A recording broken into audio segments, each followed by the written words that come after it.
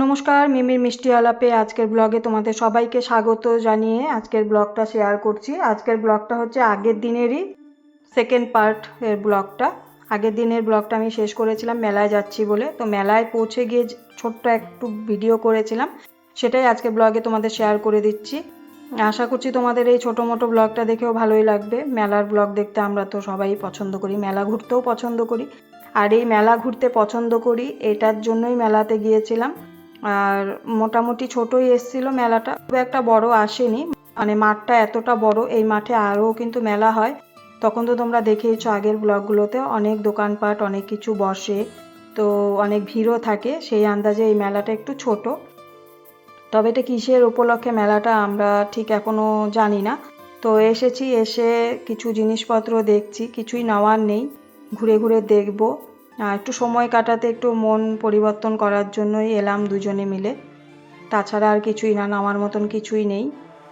তাও একটুখানি দোকানগুলো ঘুরে ঘুরে দেখি, যদি তার মধ্যেও কিছু টুকটাক নেওয়ার থাকে পছন্দ হলে নেব। আর সেরকম ভিড়ভাট্টাও নেই, খুব হালকাই মানুষজন আছেন। আর নাগরদোলনাও এসেছে, রকমের অনেক টাইপের যেরকম রাইডগুলো আসে সেগুলো আসেনি।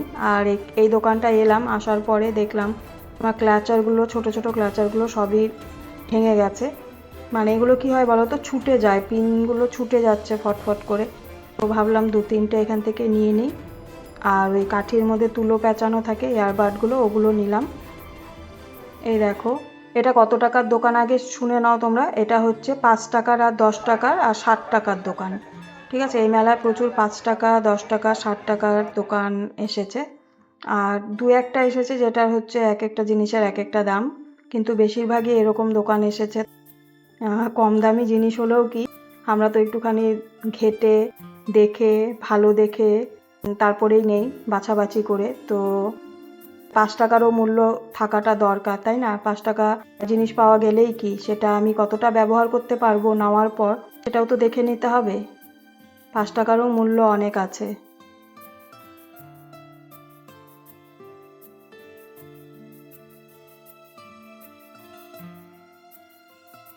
আর নিয়ে নিলাম, নিয়ে নেওয়ার পর এখানে দেখলাম অনেক কানের মঙ্গলসূত্র এসব ঝোলানো রয়েছে। হাঁটতে হাঁটতে সমস্ত দোকানপাট দেখে এবার গেটের সামনে বেরোনোর সময় একটু খুরমা নিলাম। খুরমা আর আমিত্তি অল্প করেই নিয়েছি, 100 গ্রামের মতো খুরমা নিয়েছি। খাওয়ার লোক একদম নেই, বিকি তো খুরমা খায় না, আমি একটু খাই, শক্ত শক্ত তো ওটা আমার ভালো লাগে, তাই জন্য আমি বললাম 100 গ্রাম নাও। আর অপোজিটে ওই দেখো ছোলা মটর বাদাম ওই সমস্ত যে মিক্সারগুলো বানায় না, সেটারই একটা দোকান বসেছে। তো বিকিকে বললাম যে যাওয়ার সময় ওইটা তো একটু যাব।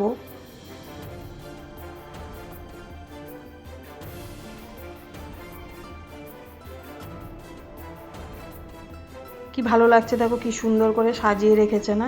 তো নেওয়া হয়ে গেল, বিল পেমেন্ট করা হয়ে গেল। এবার চলো যাই তেলে মিক্সারের দোকানটায়। এটাকে কি বলে, মাখা বলে অনেকে। তো দেখে না কেমন একটা লোভ লোভ লাগছিল, বেশ ঝাল টাল দিয়ে মাখতে বললাম। তবে জানো তো 10 টাকা করে নেই। বাবা, আমি তো অবাক হয়ে গেলাম, 20 টাকা করে নিতে হবে। তো বিকির লেবু খাওয়া ওর বারণ আছে, বিকি লেবুটা খাচ্ছে না বলে লেবু দিয়ে বানিয়ে ফেলেছে, এবার তো নিতেই হবে। তাই লেবু দেওয়াটা আমি নিলাম, আর বিকি নিল আরেকটা। তো দুজন একটাই নিয়ে শেয়ার করে খাবো ভেবেছিলাম।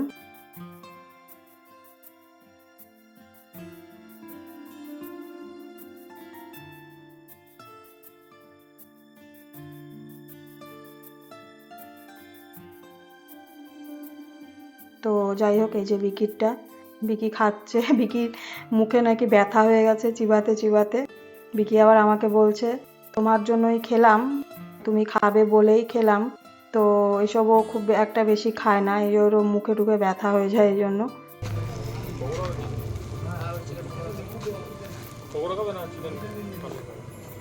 পকোড়া খাবো না। ওখান থেকে বেরিয়ে আমরা দেখো চলে এলাম রোডের পাশেই, আমাদের যে রাস্তা দিয়ে আমরা যাতায়াত করি সেখানে একটা ফাস্ট ফুডের এরকম কর্নার আছে, মানে একটা দোকান আছে। তো সেখানে এলাম।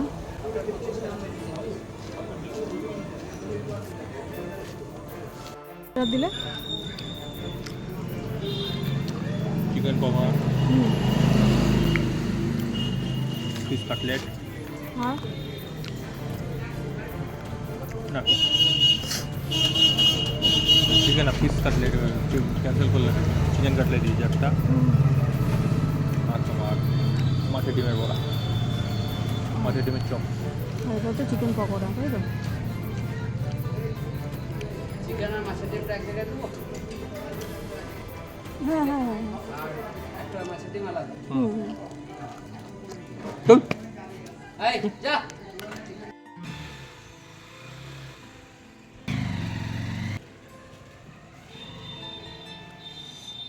একবারই দিয়ে দিয়েছে ডিমের মাছের ডিম আর চিকেন কাটলেটটা না চলো খেয়ে নিই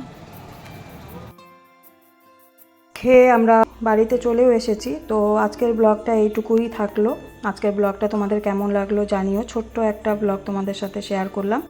যদি আজকের ব্লগ ভালো লেগে থাকে লাইক কমেন্ট শেয়ার আর সাবস্ক্রাইব করে পাশে থেকো। সবাই ভালো থেকো, সুস্থ থেকো, সাবধানে থেকো।